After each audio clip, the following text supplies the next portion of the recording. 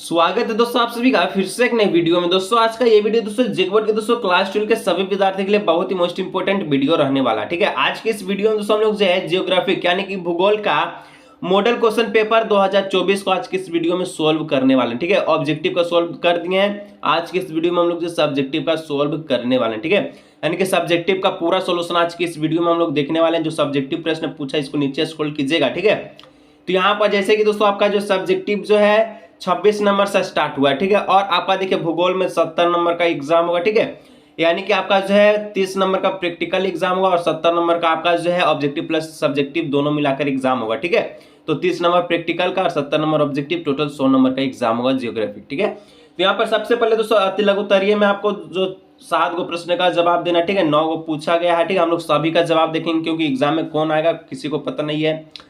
लघु उत्तरीय पूछा है दोस्तों, उसके बाद दीर्घ उत्तरीय पूछा है। ठीक है, तो चलिए हम लोग जो है एक एक करके दोस्त सारा का आंसर हम लोग देखते हैं, यानी कि सब्जेक्टिव का क्वेश्चन को सोल्व करते हैं। ठीक है, चलिए दोस्तों सबसे पहले हम जो अति लघु उत्तरीय प्रश्नों को सोल्व करते हैं। ठीक है, अति लघु उत्तरीय में दोस्तों टोटल आपसे 9 गो प्रश्न पूछे हैं जियोग्राफी में केवल। ठीक है, जियोग्राफी में टोटल आपसे 9 गो प्रश्न पूछेगा, 7 गो का जवाब देना। ठीक है, हम लोग सारा 9 का 9 जो है सबसे पहले अति लघु उत्तरीय को देख लेंगे। ठीक है, ताकि कोई भी एग्जाम में आए तो हल्का मचा देंगे। ठीक है, चलिए 26 नंबर दोस्तों बोलता है संवाद। ठीक है, संवाद क्या है? तो ठीक है, संवाद क्या है? आंसर में लिखा संवाद विचारधारा के अनुसार मनुष्य अपने पर्यावरण में परिवर्तन करने में समर्थ है तथा वह प्राकृतिक प्रदान अनेक संभावनाओं का इच्छानुसार ठीक है अपने लाभ के लिए उपयोग करता है। इसी को हम लोग संवाद कहते हैं। ठीक है, चलिए जो भी विचारधारा दोस्तों मनुष्य अपने परिवर्तन को क्या करता है, परिवर्तन के संबंध ठीक है उसको परिवर्तन करने के समर्थ में ठीक है उसके लगने में ठीक है जो भी प्राकृतिक प्रदत्त होता है उसको संभावना इच्छानुसार होता है, जो लाभ होता है उसको ही हम लोग संवाद कहते हैं। ठीक है, चलिए 27 नंबर दोस्तों कहता है जनसंख्या वृद्धि को परिभाषित करें। ठीक है, आखिर जनसंख्या वृद्धि क्या है? आंसर में लिखा है जनसंख्या वृद्धि किसी भी क्षेत्र में लोगों की संख्या बढ़ने को कहा जाता है। यानी कि जनसंख्या वृद्धि मतलब क्या था, किसी भी जो क्षेत्र कोई भी एक ऐसा क्षेत्र है जहां लोगों की संख्या क्या है बढ़ रहा है, उसी को हम लोग क्या कहेंगे जनसंख्या वृद्धि। ठीक है, चलिए 28 नंबर दोस्तों कहता है गहन कृषि किसे कहा जाता है? ठीक है, तो गहन कृषि दोस्तों आंसर में लिखा है गहन कृषि या सघन कृषि ठीक है जीविका कृषि का एक प्रकार है जिसे भूमि पर आधारित जनसंख्या वाले क्षेत्रों में किया जाता है और इसी को गहन कृषि कहा जाता है। ठीक है, चलिए आगे 29 नंबर कहता है विनिर्माण उद्योग से आप क्या समझते हैं? लिखिए कच्चे माल को ठीक है मूल्यवान उत्पाद में परिवर्तन कर अधिक मात्रा में वस्तु के उत्पादन को विनिर्माण या वस्तु निर्माण कहा जाता है।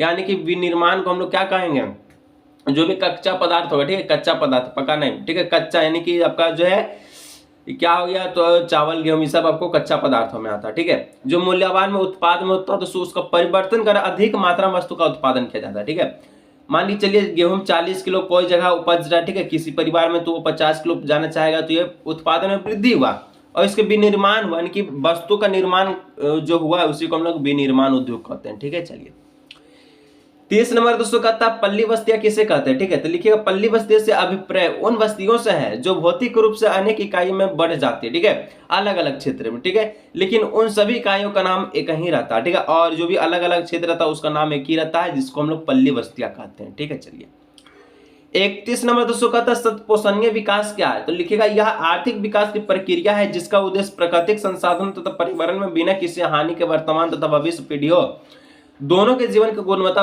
बनाए जाना है। अब इसको समझते हैं। देखिए आर्थिक विकास की जो प्रक्रिया ठीक है इकोनॉमिक जो विकास हो रहा है ठीक है डेवलपमेंट हो रहा है ठीक है उसका जो उद्देश्य प्राकृतिक जो संसाधन तथा पर्यावरण में किसी को हानि के वर्तमान या भविष्य पीढ़ी दोनों तक जीवन की गुणवत्ता यानी कि हानि करने से नहीं है संसाधन को ठीक है इसको सुरक्षा बचाएं ताकि भविष्य में आने वाली पीढ़ी भी इसका लाभ उठा सके, तो इसी को हम लोग सतपोषणीय कहते हैं। जो विकास दोस्तों आपके सामने हो रहा है हो सकता है आपके बाल बुतरू के सामने भी वही रहे ठीक है उसी को कहते हैं सतपोषणीय। ठीक है, विकास हमारे लिए यानी कि वर्तमान के लिए और भविष्य दोनों के लिए। ठीक है, चलिए 32 नंबर दोस्तों कहता है ऋतु प्रवाह क्या है? ठीक है, ऋतु प्रवास क्या है? लिखिए ऋतु प्रवास एक प्रकार का पशुचारण या खानाबदोश है जो निश्चित गर्मी और सर्दी के चारे ग्रह के बीच ठीक है पशुधन की मौसमी आवाजाही है। ठीक है, मतलब ऋतु प्रवास का ऋतु प्रवास एक प्रकार का पशुचारण जो पशुचारण होता है ठीक है या फिर खानाबदोश उसी को कहते हैं। ठीक है, जो निश्चित गर्मी और सर्दी के चारे ग्रह के बीच पशुधन की मौसमी आवाजाही होता है। ठीक है, चलिए, जो कि गर्मी और सर्दी में चारागाह दिया जाए, जो चारागाह यानी कि गायों और भैंसों के लिए जो दिया जाता है या फिर अन्य जानवर के लिए, उसी को ऋतु प्रवास कहते हैं। ठीक है, चलिए 33 नंबर दोस्तों कहता है व्यापार संतुलन से आप क्या समझते हैं? तो लिखिएगा किसी भी देश के निर्यात और आयात में अंतर को व्यापार संतुलन कहते हैं। निर्यात, कितना निर्यात किया और कितना आयात हुआ, ठीक है, कितना बनाया कितना बिका, उसको हम लोग क्या कहते हैं? व्यापार संतुलन कहते हैं। ठीक है, चलिए 34 नंबर दोस्तों कहता है औद्योगिकरण की प्रक्रिया से कौन से प्रदूषण मुख्य रूप से उत्पन्न होते हैं? ठीक है, तो औद्योगिक क्रांति में कोयला सहित जीवाश्म ईंधन के उपयोग में वृद्धि देखी गई है।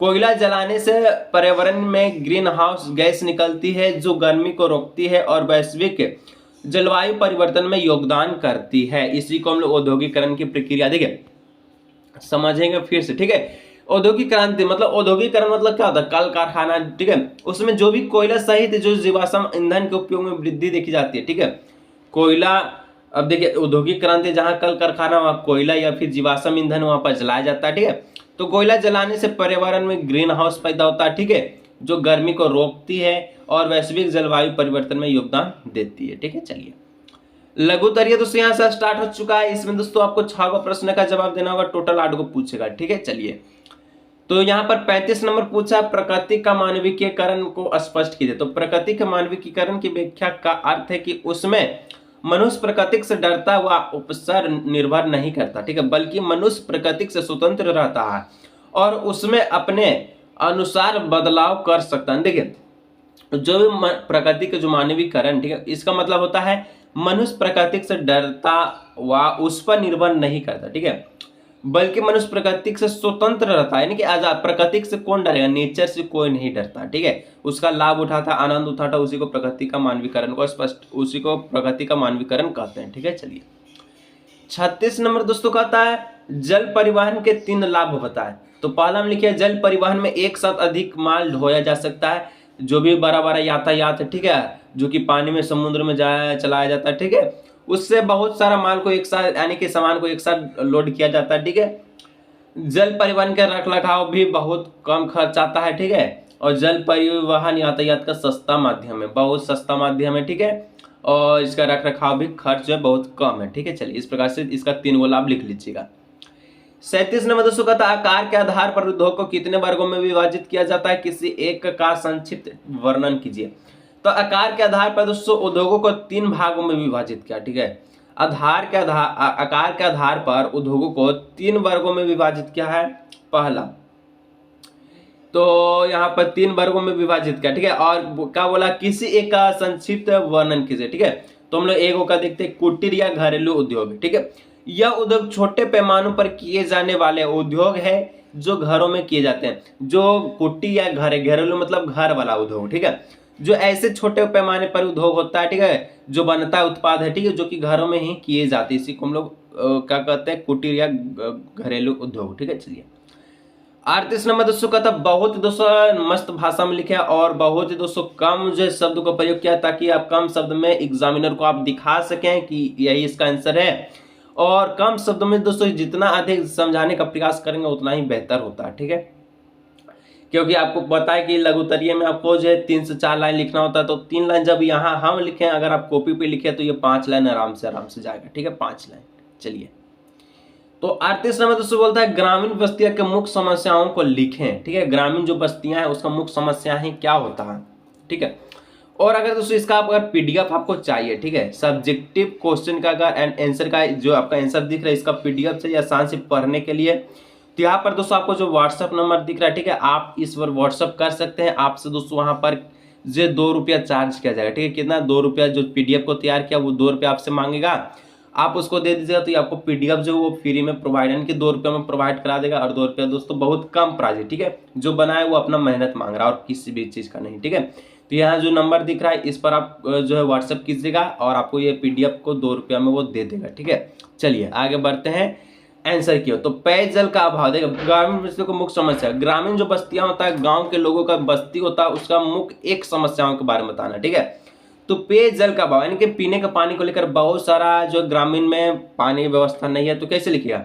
तो संसार के अधिकतर गांवों में पेयजल की गंभीर समस्या है। ठीक है, बहुत ही जो है कठिन समस्या, महिलाओं बच्चों को कई किलोमीटर दूर से पानी लाना पड़ता है। रेगिस्तान और पर्वतीय भागों में पेयजल की समस्या अत्यधिक गंभीर है। ठीक है, जो भी रेगिस्तान या फिर पर्वत वाला क्षेत्र है, ठीक, वहां पर पेयजल यानी पीने योग्य पानी बहुत कम मिलता है, जिससे ग्रामीण बस्तियों में बहुत ही ज्यादा दिक्कत होता है, समस्या होता है। ठीक है, चलिए 39 नंबर दोस्तों का था शुष्क और आर्द्र कृषि में अंतर लिखे। ठीक है, देखिए शुष्क कृषि, शुष्क मतलब क्या होता है, शुष्क मतलब गर्मी वाला। ठीक है, तो शुष्क कृषि की फसल के लिए सिंचाई की कम आवश्यकताएं पड़ती है। आर्द्र कृषि में फसलों की, ठीक है, जरूरत है, आर्द्र कृषि में फसलों की जरूरत है, अधिक जल व वर्षा की आवश्यकता होती है। शुष्क में कम होता, आर्द्र में 90 में ज्यादा होता है। ठीक है, चलिए 40 नंबर दोस्तों बात है, कहता पवन ऊर्जा पर संक्षिप्त टिप्पणी लिखकर है। ठीक है, लिखना बहती वायु से उत्पन्न की गई ऊर्जा को पवन ऊर्जा कहते हैं। जो भी वायु बह रहा है, ठीक है, बहती हुई जो भी वायु बहता है उससे ही उत्पन्न की गई ऊर्जा को हम लोग पवन ऊर्जा कहते हैं। वायु की नवीकरणीय ऊर्जा, नवीकरणीय मतलब जो कभी समाप्त नहीं होगा।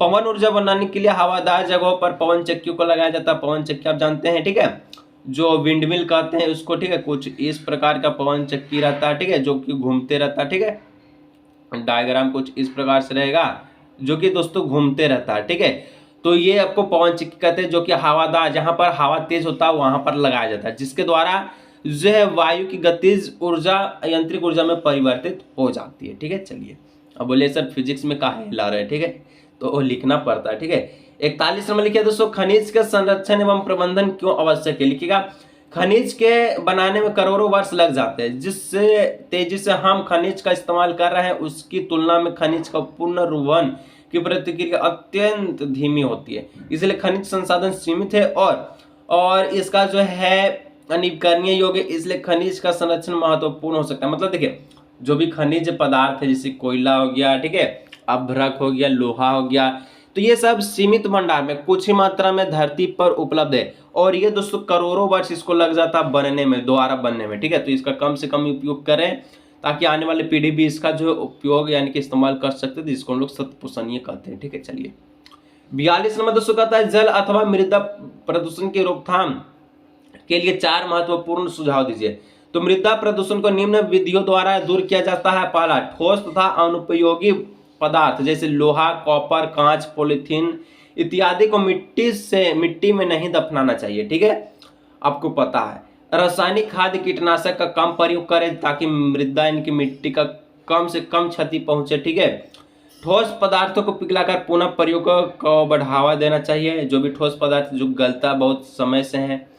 गाय के गोबर और मनुष्य मल त्याग से बायोगैस बनाने पर जोर दे। ठीक है, गोबर से दोस्तों आपको पता बायोगैस बनता है। चलिए तो यहाँ पर अति लघु उत्तरीय लघु उत्तरीय दोनों को समाप्त किए। यहाँ पर दीर्घ उत्तरीय प्रश्न की ओर बढ़ते, 4 को पूछा, 4 को का आंसर देना। ठीक है, 6 को पूछा। ठीक है, तो 6 का जवाब देखेंगे। चलिए 43 में दोस्तों कहता है 43 में की जनसंख्या वृद्धि से आप क्या समझते हैं, अभी हम लोग देखें। ठीक है, और इनके घटकों की आपका विस्तृत व्याख्या करें।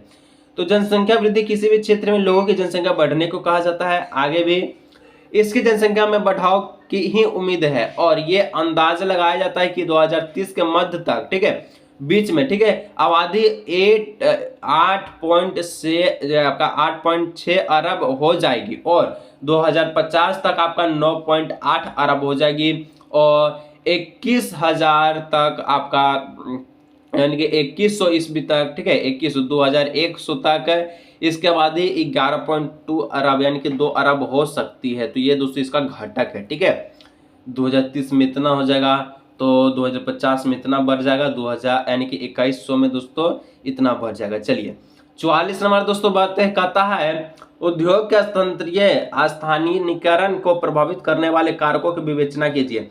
तो उद्योग की अवस्थी, ठीक है, अवस्थित अनेक कारकों से प्रभावित होती है। इनमें जो कच्चे माल को उपलब्धि, ऊर्जा बाजार, पूंजी, परिवहन, श्रमिक आदि प्रमुख हैं। ठीक है, चलिए 45 नंबर दोस्तों कहता है ग्रामीण एवं नगरीय बस्ती किसे कहते हैं, इसकी विशेषता क्या है, यानी कि गांव वाला बस्ती और नगर वाला बस्ती किसको कहते हैं।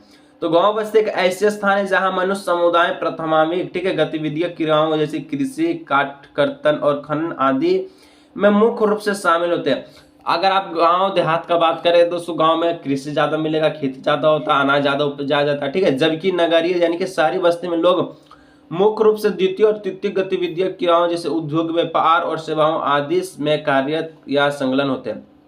और जो आपका नगर वाला हो गया, तो नगर वाला यानी कि जो आपका द्वितीय हो गया और तृतीय। द्वितीय में कहते हैं जो आपका प्राकृतिक से उपलब्ध उसको, जैसे कि आपका लकड़ी और लकड़ी से फर्नीचर का काम करता है, ठीक है, कुर्सी उर्सी बनाता है। और तृतीय यानी सेवा प्रदान करता है, ठीक है, जो बड़े बड़े कार, बस या फिर डॉक्टर, ठीक है, पुलिस, तो ये सब दोस्तों नगरीय में पाए जाते हैं और ग्रामीण में खेत खलियान होता है, ठीक है। चलिए 46 नंबर दोस्तों बढ़ते हैं, तो प्रवास क्या है, अभी हम आपको बताएं तो प्रवास क्या है, ठीक है, और इसके कारण की विवेचना कीजिए। प्रवास क्षेत्र पर अवसरों के असमान वितरण के कारण होता है। लोगों में जो कम अवसरों और कम सुरक्षा वाले स्थान से अधिक अवसरों और बेहतर सुरक्षा वाले स्थान की ओर जाने की प्रवृत्ति है। बदले में यह प्रवास के उद्गम और गंतव्य क्षेत्रों के लिए लाभ और हानि दोनों उत्पन्न करता है। जो प्रवास क्षेत्र है दोस्तों असमान वितरण कारण होता है, ठीक है, इसमें बहुत सारा वितरण होता है जो लोगों के लिए कम अवसरों और कम सुरक्षा, ज्यादा से ज्यादा नहीं, कम से कम सुरक्षा, कम से कम अवसरों को स्थान से अधिक अवसरों और बेहतर सुरक्षा वाले स्थान की ओर जाने में प्रवर्तित करते हैं, यानी कि जहां कम है वहां से बेहतर में जाइए, ठीक है, इसको प्रवास करते हैं। चलिए एक से दूसरी जगह। 47 नंबर दोस्तों कहता है परिवहन एवं संचार सेवाओं के महत्व का सविस्तार वर्णन कीजिए। तो परिवहन एवं संचार साधनों के बिना किसी भी प्रकार की आर्थिक क्रिया लगभग असंभव है। देश के अंदर सामानों को एक क्षेत्र से दूसरे क्षेत्र में भेजने में परिवहन एवं संचार की महत्वपूर्ण भूमिका है। मानव परिवहन के साधनों के सहारे देश के किसी भी भाग में जाकर अधिक क्रियाएं संपादित कर जाती है, ठीक है। तो इस प्रकार से इसका उत्तर को लिख लीजिए, ठीक है। बच्चा 48 नंबर में दोस्तों आपका मैप से संबंधित एक 5 नंबर का प्रश्न है। टेंशन मत लीजिए, मैप से संबंधित हम आपको 5 नंबर का प्रश्न जो है बता देंगे, जो कि वही आएगा, ठीक है। और दोस्तों इसका पीडीएफ चाहिए तो आप दिए नंबर पर व्हाट्सएप कर सकते हैं। तो दोस्तों मिलते हैं नेक्स्ट वीडियो में। जिस भी सब्जेक्ट का मॉडल पेपर का सोल्यूशन चाहिए नीचे कमेंट कीजिएगा, ठीक है।